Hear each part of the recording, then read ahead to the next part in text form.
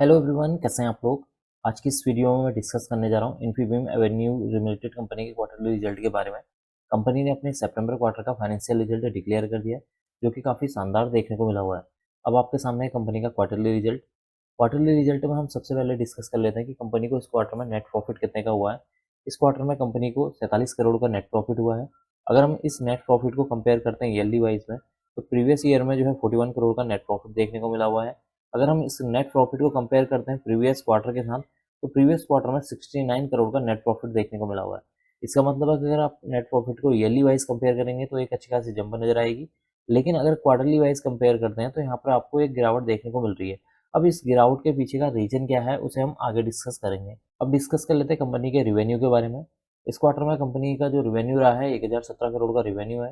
Previous quarter में 745 था। Previous year में देखेंगे तो 787 करोड़ का यहाँ पर रिवेन्यू देखने को मिल रहा है। इसका मतलब है अगर आप सेल्स या रिवेन्यू को ईयरली वाइज कंपेयर करें या क्वार्टरली वाइज कंपेयर करें, एक अच्छी खासी यहाँ पर जंप नजर आ रही है, जो कि इस स्टॉक या इस कंपनी के फाइनेंशियल रिजल्ट के लिए क्या एक पॉजिटिव पॉइंट है। अब हम डिस्कस कर लेते हैं एक्सपेंसेस के बारे में। इस क्वार्टर में कंपनी ने 939 करोड़ के खर्चे किए हैं। प्रीवियस क्वार्टर में 676।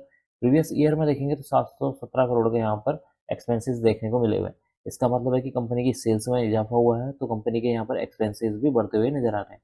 अब हम डिस्कस कर लेते हैं ऑपरेटिंग प्रॉफिट के बारे में। इस क्वार्टर में 78 करोड़ का ऑपरेटिंग प्रॉफिट देखने को मिला हुआ है। प्रीवियस क्वार्टर में 69।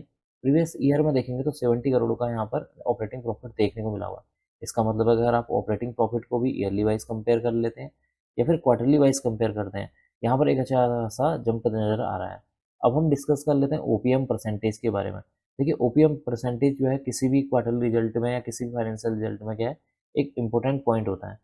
यहाँ पर है 8%। प्रीवियस क्वार्टर में देखेंगे तो 9% था। प्रीवियस ईयर में देखेंगे तो 9% यहाँ पर देखने को मिला हुआ है। यहाँ पर एक नेगेटिव पॉइंट है ओपीएम परसेंटेज।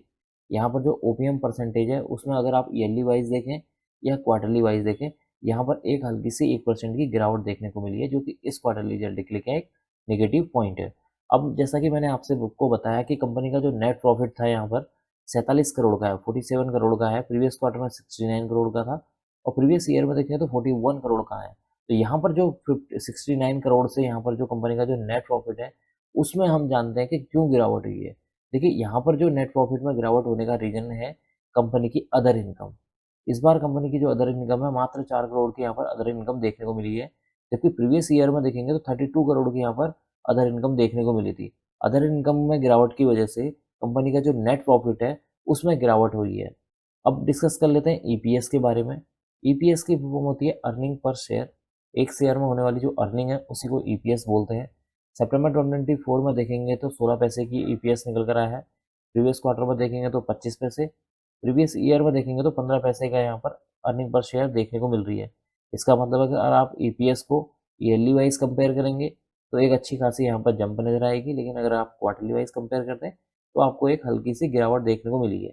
और गिरावट के रीजन का मैंने आपको पहले ही बता दिया कि कंपनी की जो अदर इनकम है उसमें गिरावट हुई है, जिसकी वजह से यहाँ पर आपको ईपीएस और प्रीवियस क्वार्टर के मुकाबले हो या नेट प्रॉफिट प्रीवियस क्वार्टर के मुकाबले हो, कम दिन नजर आया है। तो कुल मिलाकर देखा जाए तो रिजल्ट जो है काफी शानदार है, क्योंकि कंपनी की जो सेल्स है उसमें एक अच्छी खासी ग्रोथ देखने को मिली है, जिसकी वजह से कंपनी का जो ऑपरेटिंग प्रॉफिट है उसमें आपको बढ़त देखने को मिली है। तो अब मैं इस वीडियो को यहीं पर एंड करूंगा। उम्मीद करता हूँ कि आपको यह वीडियो पसंद आई होगी। अगर आपको यह वीडियो पसंद आई है तो please like share and subscribe करना ना भूलें। Thank you.